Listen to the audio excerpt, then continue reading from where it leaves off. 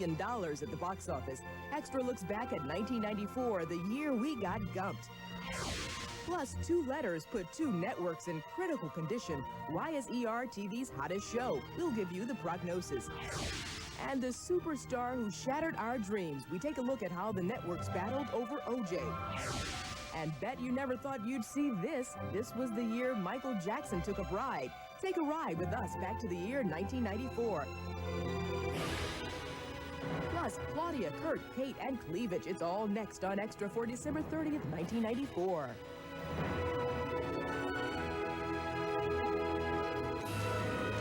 Hi, everybody. I'm Dave Neiman. And I'm Arthel Neville. We want to welcome you to our first ever year-end edition of Extra. It's our chance to look back at 1994, a year full of passion and violence, superstars and fallen heroes, and a year of breakaway hits. Stay on or get off!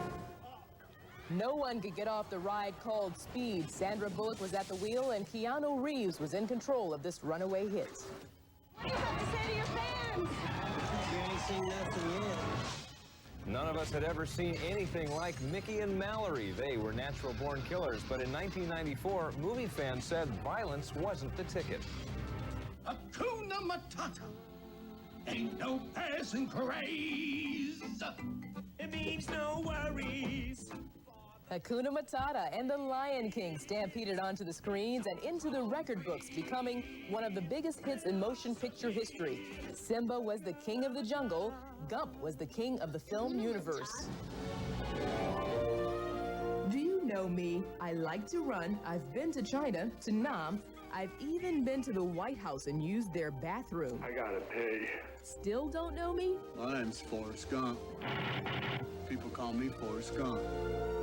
He's Forrest Gump, all right, and in 1994, he was a downright cultural phenomenon. Books, T-shirts, baseball caps, CDs, even frozen food. America got gumped big time. Hi, I'm Forrest Gump. People call me Forrest Gump. And let's not forget the Gump Cut, a retro military look for those hot summer days. Of course, some felt the cool cut was a tie-in to sell more product. People are going to say, hey, give me the Gump Cut. They're going to cut their hair, shave it off, shave all the hair off the sides, look in the mirror, go hysterical, and then buy the Forrest Gump hat. To quote Gump, Life is like a box of chocolates. You never know what you're gonna get. and the get that Hollywood got was a mind-boggling near $300 million domestic Gump gross, which only 3 other films, E.T., Jurassic Park, and Star Wars have accomplished. Even the film's director, Robert Zemeckis, was surprised. It's beyond normal movie success. Now this is normal. Forrest is right here. Darn tootin' Gump ain't normal.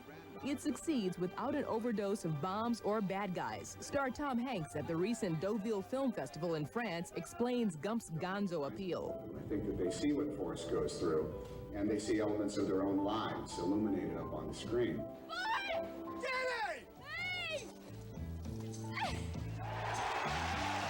Anyone who goes can see anything they want in it. Entertainment Weekly's Mark Harris offers another perspective. Conservatives, including Pat Buchanan, are calling Forrest Gump a new conservative hero. It is time to wake up and smell the coffee. Liberals see a kind of forgiving, gentle look at the last 20 or 30 years of American history. Baby boomers have a sort of K-tel greatest hits soundtrack. The answer is blowing in the wind. Gump had great music, great themes, and a great story. Figures sold separately, no CODs. Bottom line, America and the rest of the world was goo-goo for Gump. Which leads to the question, will there be a Gump 2? You never say never. Especially when the author of the novel upon which the film was based, Winston Groom, is busy gumping as we speak. He gave us an exclusive peek into the pages. Oh, he does a lot of things. He has something to do with the Ayatollah in an arms sale. He gets involved with some stock deals. He's responsible for inventing new Coca-Cola. And for '94, Gump was it. Now, Forrest Gump is coming out on home video April 28th. Suggested retail price, $24.95. 1994 was a year of comings and goings on TV. Certainly was. Jimmy Smits joined NYPD Blue after David Caruso turned in his badge. Frasier's Kelsey Grammer lost to Home Improvement's Tim Allen in their head-to-head battle on Tuesday nights. And Shannon Doherty left Beverly Hills 90210, and then Melrose Place's Heather Locklear picked up the title Queen of Mean. And then there was George Clooney and Sherry Stringfield. They, of course, were part of a rookie medical show that really put the competition in intensive care. All right, people, let's make a mistake. On my count. 1, 2, 3. It hits you like a hail of bullets. Uh-oh, ecstasy. He's in trouble with those PVCs. Rat-a-tatting you with adrenaline-laced metaspeak. 100. Charge. Clear. And gritty, heart-stopping drama. Shock him again. 200. 200. Clear. Normal sinus rhythm. It's ER, the hit TV show of '94. It is the brainchild of Storymeister Michael Crichton, author of the Hollywood hits Jurassic Park, Rising Sun, and the recent release, Disclosure. He believes that the breakneck pace is the key to the chart-topping show's appeal. It isn't the kind of show that you can kind of sit back and leave the room and come back and still know what's going on. My patient. Don't come any closer, okay? Curiously, the quick clip made TV execs nervous. I can't pass for a woman anymore. There was a feeling that the audience wouldn't be able to follow it. It's all I've ever wanted to be.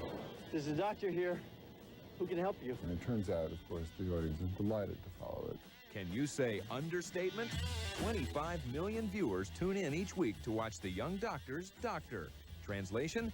NBC's Rookie Show is the third most popular show on all TV, period. And the competition? Flatline. Chicago Hope, CBS's head-to-head medical drama competition, flinched. The show moved to another time slot. But just who is the star of ER? Excuse me. Pardon me. That was Anthony Edwards. He's the star of the show. I'm sorry, that's Noah Wiley. He's the star of the show. Actually, it's an ensemble cast of mostly little-known actors. Anthony Edwards of Northern Exposure, Eric LaSalle, Sherry Stringfield, whose last stop was NYPD Blue, George Clooney of Sisters, Juliana Margulies, who plays head nurse Hathaway, and Noah Wiley, who's considered one of TV's young hunks. Am I a hunk? I don't feel like a hunk. I feel tired. No one saw the success train coming. When Extra interviewed Eric LaSalle, who plays the tough-talking Dr. Peter Benton back in July, he and the others were modestly hopeful. The odds are in our favor that this will be a very good show. By the way, Michael Crichton conceived ER when he was a doctor back at Massachusetts General Hospital in 1974. ER is definitely big, but nothing caught our attention like the Simpson murder saga. Next, the fight for the exclusive. But first, Glenn Close and other stars reveal why they will always remember 1994. My daughter and the love of my family and the chance to, as an artist, have a role like this to flex your muscles in and hopefully fly as many nights as you can a week. My family and my health. I'm thankful for my health, the health of my family, my children, and thankful for a wonderful career that just keeps getting better and better. Some hard black stick. 1994's skating scandal. Nancy Kerrigan, the nation's darling on ice, was clubbed in the knee by a thug tied to her rival, Tonya Harding. Now, the Olympic gold medal dreams for both women were dashed. Kerrigan could only bring home the silver, and Harding was frozen out altogether. But the big chill and one of the biggest stories in 1994 came from across the Atlantic. The future of the crown was put into jeopardy when Prince Charles told all his subjects that he had never loved his Princess Diana. New books were chock full of titillating details of Di's dangerous liaisons and Charles' lust for Camilla. Your mama loves you so much. Susan Smith begged us to help her find her two children. She said they were kidnapped by a carjacker. We all watched in agony, only to find out she had lied. This mother from Columbia, South Carolina, who never turned down an interview, stole our hearts and our prayers when she admitted she killed her sons by strapping them in a car and sending it into a lake. But nothing could shake us more than the devastating earthquake that rocked Los Angeles January 17th. 61 people were killed and millions more spent months trying to convince themselves that California was still the place to be. The shaking never stopped as thousands of aftershocks frazzled nerves. But the biggest aftershock came in June in the Los Angeles suburb of Brentwood. It was a moment the world will never forget. This is AC. I have OJ in the car. Orenthal James Simpson, loving father, Hall of Famer, superstar, running from LA cops with his best pal, AC Cowlings, after being charged with the murder of his ex-wife, Nicole Brown Simpson, and her friend, Ronald Lyle Goldman. Absolutely 100% not guilty. From the start, the Simpson saga was like a real-life soap opera, each day offering up new tales of sex and deception. The world press rocked LA like an earthquake. The networks built Camp OJ, gearing up for the treacherous TV war that was threatening. It was the battle of the network exclusive interviews and who was going to get who to talk to whom first. 2 weeks ago, the Brown family... Primetime Live's Diane Sawyer fired first, airing an interview with Nicole Brown's family. Dateline then counterattacked, securing the football great's best friends in Arnell and Jason Simpson, OJ's kids. When the Bronco come down the street, I don't know what came over me. Something just came over me. Barbara Walters retaliated with the Goldman family, and Eye to Eye's Connie Chung dropped a bombshell when she aired the first talker with Nicole Simpson's supposed best friend, Faye Resnick. OJ immediately turned into Dr. Jekyll and Mr. Hyde. Resnick went on to chronicle her life with Nicole in a steamy tell-all book. This is an audio excerpt from the book. Nick suddenly leaned over and started kissing me. A woman kissing me? It was Nicole. There was a battle raging in the courtroom, too, over who was going to be the most famous. Prosecutor Marcia Clark tried to look the part. She got a makeover. Before, Clark looked like a lowly city attorney, after a movie star. Robert Shapiro, ringleader of OJ's Dream Team defenders, shined in the spotlight, too. This is the funny reception he got on Halloween from courthouse cameramen. The suave Shapiro also toured the Hollywood party circuit. And here, the 52-year-old attorney hugs pop sensation Toni Braxton at a Beverly Hills ball. Growing up, I knew that my parents had been deprived of opportunity. Even the Honorable Judge Ito got in the fame game, interviewing with a local TV station in Los Angeles. This morning, we have an exclusive interview. Tonight, we hear from those who knew Simpson And best. you can bet the networks will battle it out for big interviews once again, as this trial of the century blasts on. CNN and Court TV will have gavel-to-gavel coverage of the Simpson trial. The networks will give hourly updates and break into programming for major developments. And will OJ get a fair trial? That's the question we asked in an exclusive Extra in America Online poll. We wanted to know if you thought you could be a fair juror in the trial, and half of those asked said they could. 23% said no, they've seen too much pretrial publicity, and 3% of those asked said no because they think OJ is innocent. Remember OJ's famous freeway chase? We wanted to know if that was the event you wish you had recorded. But the majority of those asked said they regretted not taping Madonna's appearance on David Letterman. No one seemed to mind having missed that famous Michael Jackson-Lisa Marie kiss. When we asked whose picture should be in the history books, you chose Gump. That's Forrest Gump. President Clinton only came in third. Howard Stern, the king of all media, could only muzzle up fourth place.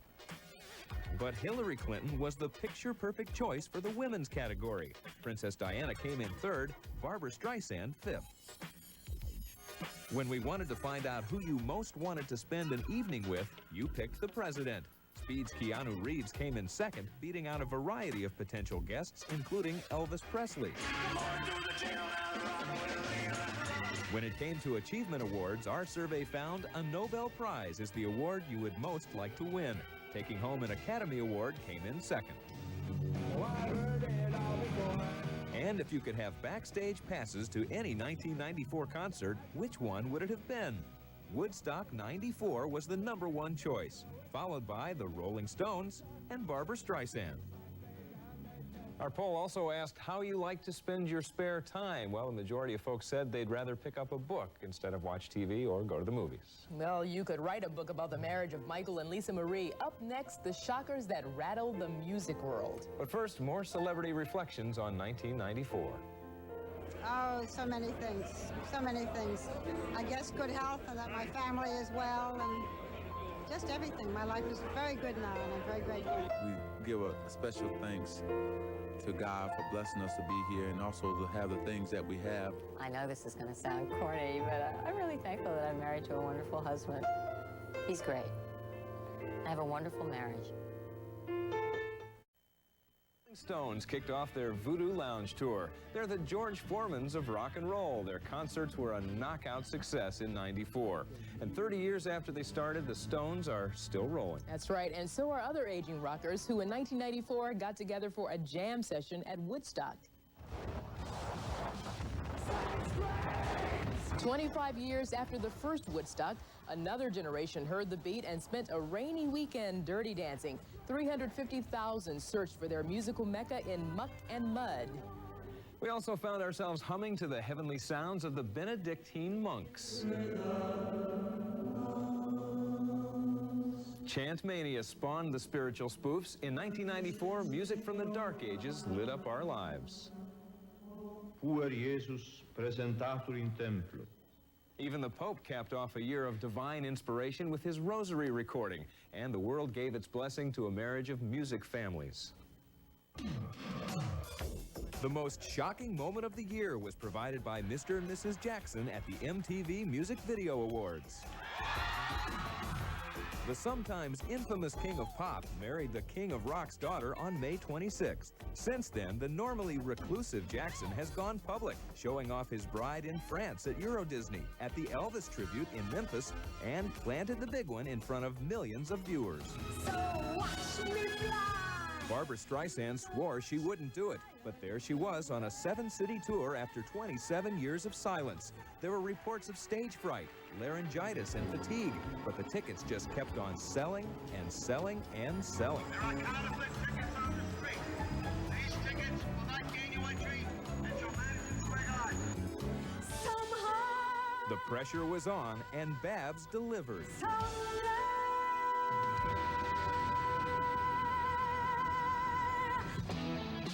Then hell froze over thanks to the Eagles. Back in 1979, Don Henley said the group wouldn't play together again until hell freezes over, which is exactly what they called their tour and new album. Baby boomers and new fans happily paid $40 to $100 to take a nostalgic trip back through the group's greatest hits.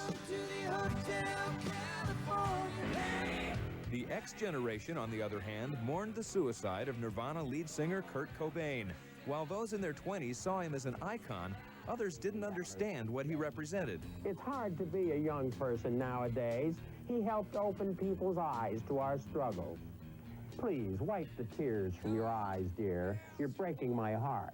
On 60 Minutes, Andy Rooney widened the generation gap with his comments, then tried to bridge it a few weeks later. I brought to the issue of youthful despair a mixture of sarcasm and contempt.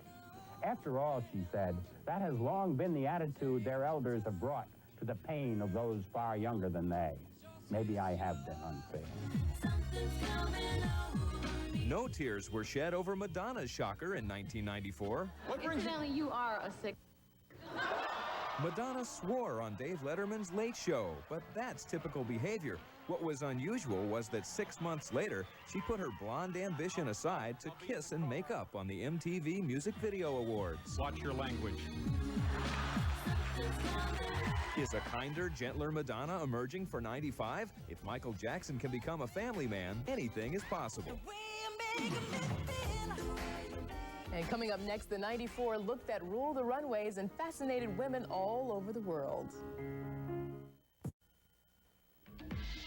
Claudia, Cindy, and Naomi. They're the superpower of the supermodels, and in 1994, the supermodels were the look and desire of the year. But there was one look on the runways women wanted on the streets. And it came spilling right out of women's dresses. Big or small, women were wowed by the Wonder Bra. It pushes up and together, up and together, up and together. The technology was simple, underwire, and lots of padding. The Wonder Bra made it easy for the queen of the waifs, Kate Moss, to look like her cup was more than half full. This job was always been like a lot for females instead of for men. While women found instant cleavage, the men who call the runways home couldn't find any respect. People know the face, but they don't know the name to it. They may star on the billboards, but no one calls them supermodels. In 1994, women found one career where there were no glass ceilings. Once you do start working, be professional. Trust your instincts. Cindy Crawford is all business, and maybe that's why the tabloids thought her marriage to Richard Gere was doomed. They took out a full-page ad to proclaim their love. It turned out to be false advertising. Shortly after Cindy did a racy video with John Bon Jovi, she announced it was over with her Prince Charming.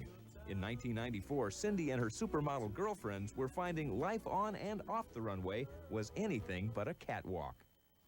And we thank you for including us in your 1994. Happy New Year. We'll talk to you later. Stay right where you are. The new Price is Right is next. Then at 6:30, Judy challenges the male coaches to a game of golf to win better parking spaces for the women's athletic department. Don't miss the fun tonight at 6:30 on Coach.